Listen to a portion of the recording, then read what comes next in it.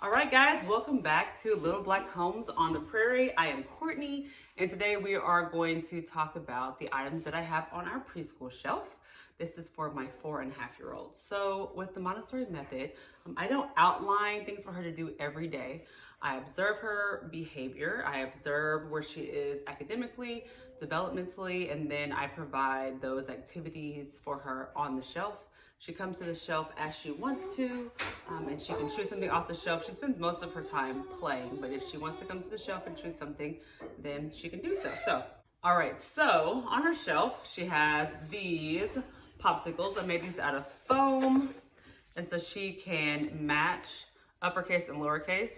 It's self-correcting, which is another pillar of Montessori, which is she doesn't have to come to me and ask if it's right. She'd see it's right based on the color and it's matching up. So uppercase and lowercase is what she works on.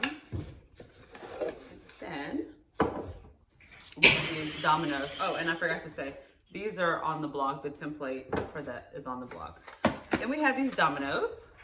All right, the blank side, then the side that has the 2 dots. Then she finds the corresponding number in the basket. So this is just all in her basket for her. Just made these cardboard numbers. And then what she would do is, she can place a number there. She can put objects in each circle. She can color in each circle, put Play-Doh in each spot, write the number here.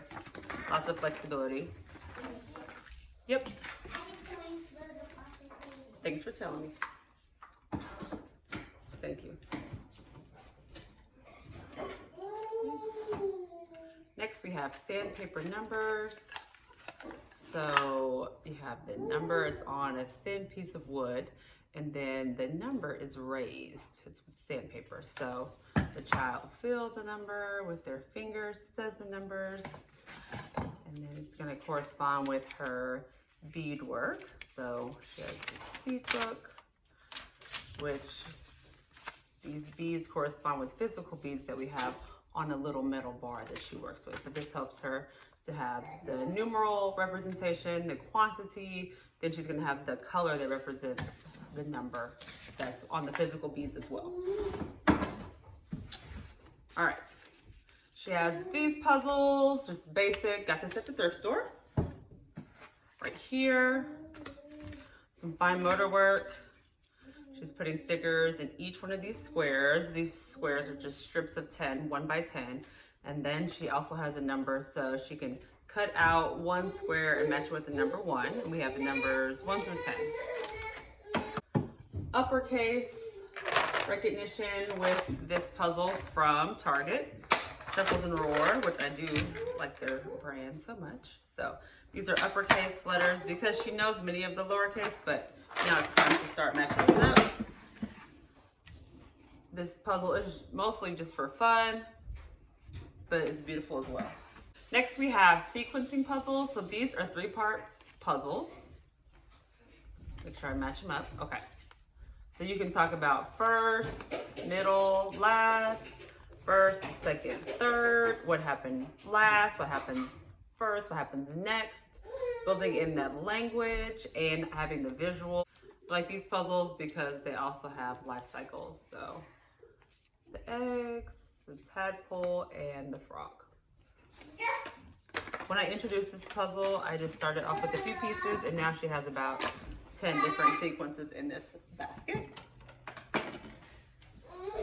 We're not reading yet, but these cards work great because they have the word, but they also have the visual, and the illustrations are lifelike. They're not cartoony. So these are for rhyming words. But another reason I like them is because there's some cards in here that have illustrations of things we just don't see every day, like a spinning top or this type of purse that has that type of closure at the top. So this helps to build the vocabulary and for children to understand that words can have different meanings or can be associated with different pictures in their mind. We want to build up those pictures in their mind. Next we have these insets. So typically these would be made from metal, but these are plastic insets. So she has her board, which has been well loved, pencils, go up top in that groove. And then you put the inset here on one side. So it kind of works twofold. It can work as a puzzle. It can also work for tracing. And so, for instance, here's the pentagon. This piece goes in the middle. There's a peg piece right here that you would use for grasping, to working on that fine motor skills. So she can trace the inset, or she can trace the piece that goes in the middle. Backwards. You can trace that. So here you can see she traced it. Next step is they can cut it out. They can create their own puzzle. But once again, you're just building on those straight lines, curved lines, helping to train the hand to be able to write letters, training the mind to see those different shapes, and helping with geometry. You're naming the shapes, and you are using those pieces many different ways. Another activity that she enjoys are her sandpaper letters. So the vowels are going to be in blue and the consonants are going to be on red.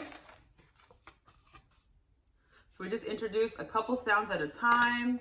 Right now she's working on I, G, and N. Once again, this is sandpaper.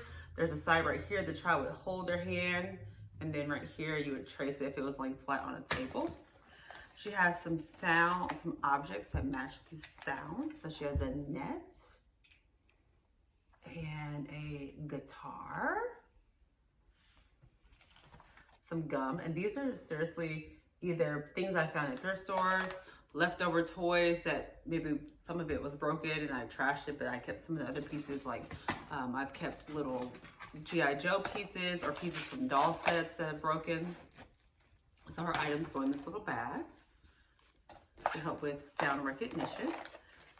She has some cards that she can trace and match, or she can use a clothespin to match the corresponding uppercase letter with the lowercase letter.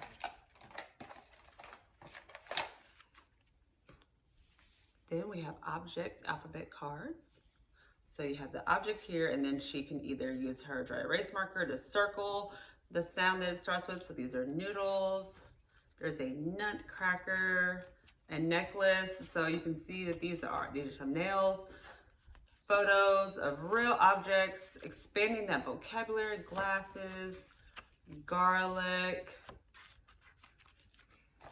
This one has gold on it. So expanding the vocabulary, using those fine motor skills, working on phonetics, all of these things are built into one activity, which really helps the child to just hone in their skills and realize that all of these things are going to help them with reading. So this is the pink tower. This is the base of it. The bottom cube is a 10 by 10 by a 10.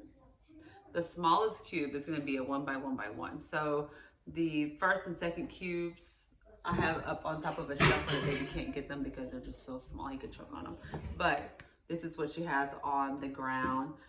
We have it going horizontally instead of vertically, because when it's vertical, the baby likes to come knock down the tower or throw them. But when it's horizontal, when it's laying down, he doesn't seem to care that it's there. He leaves it alone. So that allows us to have that material out. I think that's what I have out. So like I said, when I do a presentation with her, which means I'm showing her something new, I invite her, I say, hey, do you want to come to the table? I have a new sound that we could learn today. So we sit down, we do the sound, we talk about it. Usually I have some type of coloring sheet because she enjoys coloring, so she can work on coloring if she wants to. But other than that, when we start our school day, I say, why don't you choose something from your shelf? I don't tell her what to choose. I may point out something if I see that it hasn't been used in a while, or if it's something that's new that maybe, or I've moved it to a different location. But other than that, she knows what she wants to do. I follow her. So this is going to be a child-led approach instead of being an approach where the adult or the parent is telling the child what they're going to do every day. I'm watching her, observing, and then I'm going to put the things on the shelf that she needs to work on that will challenge her. Thank you guys so much for watching. If you have more questions about how we set up our preschool area, let me know. I hope to put up some more videos about how we set up our toddler space and the space for my first grader and our shared spaces. All right, thanks so much. Have a great day.